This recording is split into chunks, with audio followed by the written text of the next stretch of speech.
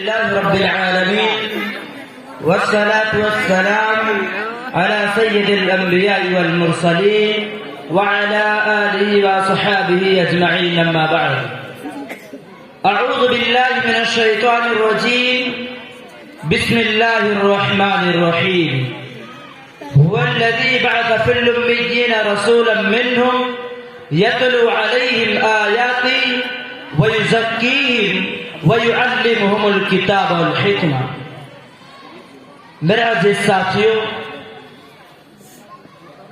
اسلامی بھائیوں، دور دراز سے آئے ہوئے مہمانان گرامی، آج کی سالانہ انجمن میں میں جس موضوع کے تحت گفتگو کرنا چاہتا ہوں وہ موضوع بیان ہے معلم کی عظمت۔ میرے عزیز ساتھیوں، دنیا میں بہت سے پیشے ہیں، سب اپنے جگہ اہم ہیں، لیکن سب سے عظیم اور باعزت پیشہ وہ ہے، سب سے عظیم اور باعزت پیشہ وہ ہے، یہ تعلیم و تربیت، یہ پیشہ تعلیم و تربیت کا ہے، اور اس عظیم کام کو انجام دینے والے ہمارے معلم ہیں، ہمارے اساتذہ ہیں، ہمارے استاد ہیں۔ میرے عزیز ساتھیوں، معلم وہ ہستی ہیں، استاد وہ ہستی ہیں، اساتذہ وہ ہستی ہیں جو اندھیرے میں بھٹکتے ذہنوں کو علم کا چراغ دیتے ہیں، نہ سمجھ دلوں کو سمجھ عطا کرتے ہیں، اور انسان کو جہالت سے نکال کر شعور و آگاہی کی راہ پر لے آتے ہیں۔ دراصل معلم ہی انسان کو صحیح معنوں میں انسان بناتے ہیں۔ میرے عزیز ساتھیوں، قرآن کریم میں تعلیم اور تربیت کی بہت زیادہ اہمیت بیان کی گئی ہے، جیسے کہ اللہ رب العالمین نے نبی کریم صلی اللہ علیہ وسلم کی بعثت کا مقصد یوں بیان فرمایا، وَالَّذِي بَعَثَ فِي الْأُمِّيِّينَ رَسُولًا مِّنْهُمْ يَتْلُو عَلَيْهِمْ آيَاتِهِ وَيُزَكِّيهِمْ وَيُعَلِّمُهُمُ الْكِتَابَ وَالْحِكْمَةَ۔ وہی اللہ ہے جو امیوں میں انہیں میں سے ایک رسول بھیجا جو ان کی آیات پڑھتا ہے، ان کی کبریائی کرتا ہے، ان کی بڑائی کرتا ہے، ان کی تعریف کرتا ہے، ان کی حمد و ثنا بیان کرتا ہے اور ان کی تزکیہ کرتا ہے، اور انہی کی کتاب و حکمت کی تعلیم دیتا ہے۔ میرے عزیز ساتھیوں، اس آیت کریمہ سے معلوم ہوتا ہے کہ تعلیم دینا اور تربیت کرنا یہ انبیاء کا مشن ہے، اور معلم اس کی نبی مشن کا وارث ہوتا ہے۔ اسی طرح سے اللہ رب العالمین فرماتا ہے، علم الانسان ما لم يعلم، اللہ نے انسان کو وہ سکھایا ہے جو انسان نہیں جانتا تھا۔ اللہ رب العالمین نے انسان کو وہ جانکاری دی ہے جو انسان کے پاس جانکاری ہے۔ میرے عزیز ساتھیوں، یاد بتاتی ہے کہ تعلیم دینا ایک ربانی صفت ہے، اور معلم اسی صفت کا عملی نمونہ ہوتا ہے۔ صحیح بخاری کی روایت ہے، اللہ کی نبی صلی اللہ علیہ وسلم فرماتے ہیں،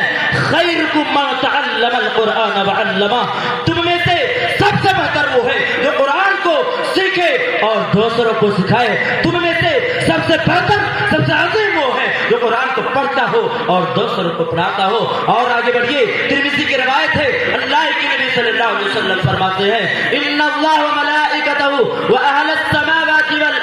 والارض حتى النملة في جحورها وحتى الحوت لا يصلون على معلم الناس الخير۔ اللہ تعالی اور اس کے فرشتے،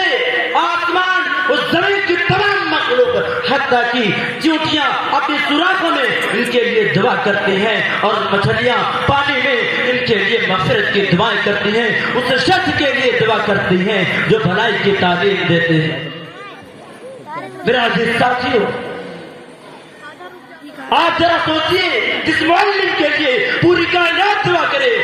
اس کا مقام کتنا بلند ہوگا، اس کا مقام کتنا اونچا ہوگا۔ میرے عزیز ساتھیوں، جب ہمارے اساتذہ، جب ہمارے استاد ہمارے لیے اتنے محنت، اتنے مشقت، اتنے اتنی پریشانیوں کو اٹھا کر کے اپنے ماں باپ اپنے بیوی بچوں کو چھوڑ کر کے ہمیں تعلیم حاصل کراتے ہیں، اتنے مسائل جھیل کر کے ہمیں تعلیم دیتے ہیں اور ہماری غلطیوں کو وہ اصلاح کرتے ہیں، تو ہم پر بھی کچھ ذمہ داریاں عائد ہوتی ہیں، ہم پر بھی کچھ ذمہ داریاں۔ یہ ذمہ داری وہ ہے کہ ان کی بات کو توجہ سے سنیں اور بغیر اجازت گفتگو میں مداخلت نہ کریں، جو بات وہ سمجھائیں، جو بات وہ کہیں،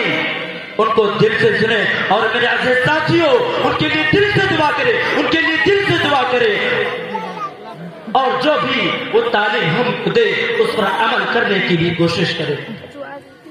ہمارے اسلاف اپنے اساتذہ کا بے حد احترام کرتے تھے، ہمارے اسلاف اپنے استاد کی بے حد احترام کرتے تھے، یہی احترام رہا، اسی لیے ان کے علم میں برکت کا سبب بنتا تھا۔ امام شافعی رحمہ اللہ اپنے استاد کے سامنے کتاب کے ورق کو بھی آہستہ آہستہ پڑھتے تھے۔ امام مالک رحمہ اللہ حدیث بیان کرنے سے پہلے غسل کرتے اور نہایت وقار کے ساتھ بیٹھتے تھے۔ حضرت عبداللہ بن عباس رضی اللہ عنہ علم حاصل کرنے کسی اساتذہ کسی استاد کے پاس جاتے تھے تو گھر کے باہر خاموشی سے کھڑے رہتے تھے۔ وہ دھوپ کی شدت گرمی کے باوجود وہ دروازہ نہ کھٹکھٹاتے تھے، وہ فرماتے تھے میں نہیں چاہتا کہ میری وجہ سے میرے استاد کو کوئی پریشانیاں اٹھانی پڑے، میری وجہ سے میرے استاد کو کوئی دشواریاں، کوئی مصیبتیں، کوئی مسائل اٹھانی پڑے۔ میں نہیں چاہتا کہ اگر میرے استاد نیند میں مشغول ہوں تو ان کی نیندوں میں خلل پیدا ہو، میں نہیں چاہتا ہوں کہ میرے استاد میری وجہ سے ان کو زحمت پہنچے۔ میرے عزیز ساتھیوں، یہ تھا ہمارے اسلاف کا ادب اور یہی احترام رہا، اسی لیے اللہ رب العالمین نے انہیں ترجمہ بنایا۔ ماشاءاللہ ماشاءاللہ۔ میرے عزیز ساتھیوں،